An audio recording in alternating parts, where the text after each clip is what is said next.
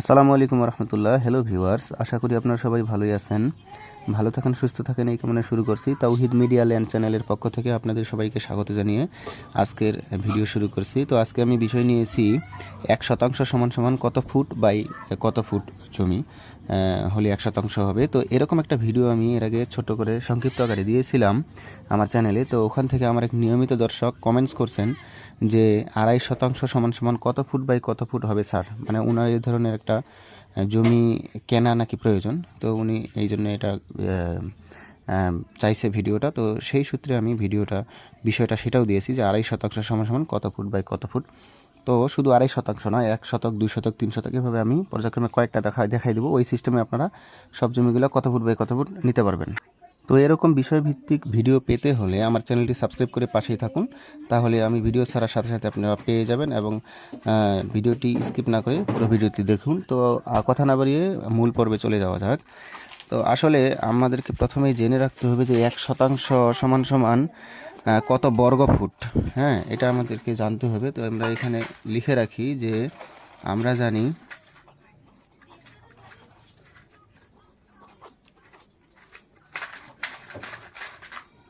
1% সমান সমান 435.6 বর্গ ফিট। এটা আমরা আগে থেকে নোট করে রাখি। 1% সমান সমান 435.6 বর্গ ফিট।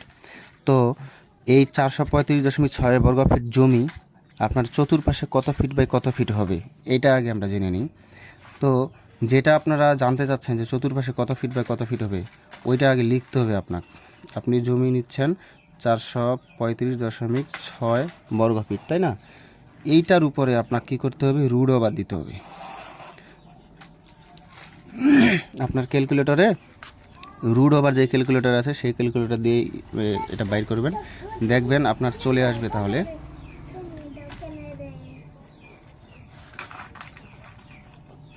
20.87 ফুট। হ্যাঁ, 20.87 ফুট, অর্থাৎ 1 শতক জমি তখন আপনার হবে এইরকম হবে। আপনার 1 শতক জমি আমি দেখাচ্ছি আপনার। চতুর্পাশে আপনার স্কোয়ার হবে, ঠিক আছে?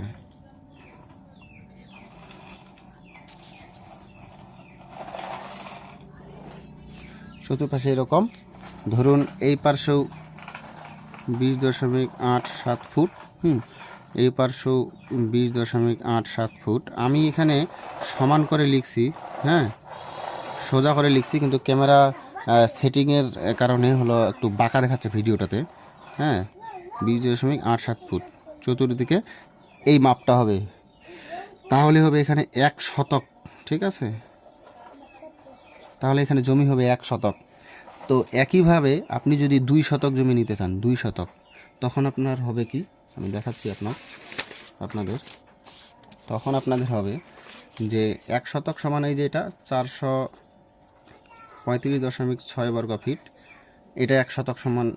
তাহলে আপনি জমি নেবেন কত শতক? 2 শতক, 2 গুণ দিবেন, তাহলে আপনার সমান সমান চলে আসবে হলো 871.2 বর্গ ফিট, ঠিক আছে? তো এখন চতুর্পাশে আপনি 2 শতক জমির সমান সমান মাপ যদি নিতে চান, তাহলে এই 2 শতকের বর্গ ফিটের উপরে রুট ওভার করতে হবে। তাহলে আপনার চলে আসবে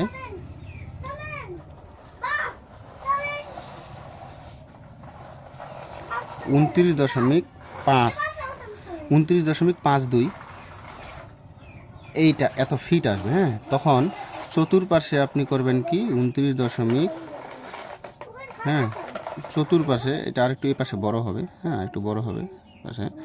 চতুর্পাশে তখন আপনার 29.52 ফিট করে দিতে হবে। হ্যাঁ, 29.52 ফিট, ঠিক আছে? এটা ইংরেজি হয়ে গেছে।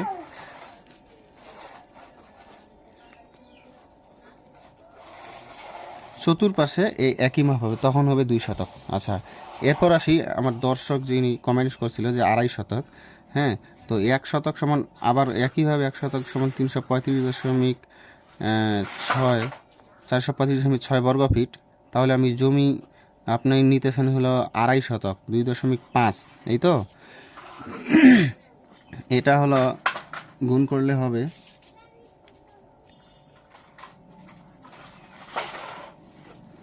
1089 বর্গ ফিট, ঠিক আছে। তো এইটার উপর কি করতে হবে, আমরা রুট ওভার করব, তাহলে চতুর্পাশে সমান মাপ পাওয়া যাবে। হ্যাঁ, রুট ওভার করলে আসবে 33 ফিট, 33 ফুট আসবে, ঠিক আছে। তো এখন আপনাকে তাহলে করতে হবে কি, চতুর্পাশে এই 33 ফুট করে নিতে হবে, এরকম হবে মাপগুলো। চতুর্পাশে 33 ফুট করে আপনি নেবেন, চতুর্পাশে মনে করেন এই পাশে 33 ফিট, 33 ফিট সব পাশেই। তখন এখানে হবে 2.5 শতক। হ্যাঁ, তখন এখানে 2.5 শতক জমি হয়ে যাবে। এখন কথা হলো, এই ভিডিওটাতে আমি আরও কিছু বিষয় জুড়ে দেই শেখানোর জন্য আপনাদেরকে। দেখা গেছে চতুর্পাশে একই মাপের জমি কিন্তু তেমন একটা পাওয়া যায় না। হ্যাঁ, তো আপনি জমি যেই জায়গায় নেবেন 2.5 শতক জমি, ধরুন ওই এই পাশে 33 ফিট না, এই পাশে আপনি 30 ফিট নেবেন, তখন এই পাশে কি 3 ফিট বাড়ায় দিবেন, 36 ফিট নেবেন, তাহলে কি হবে 2.5 শতক? না। সিস্টেমটা কি আমি আপনাদেরকে দেখাচ্ছি। আপনি জমি নিলেন এই পাশে 33 ফিটের জায়গায় 30 ফিট নিলেন। হ্যাঁ, 30 ফিট নিলেন। এখন এই পাশে তো আগে 33 ফিট ছিল, তখন কি 36 ফিট নেবেন? এই পাশে 33 ফিটের 3 ফিট কি এখন এই পাশে দিয়ে দিবেন, লম্বার দিক দিয়ে দিবেন? না।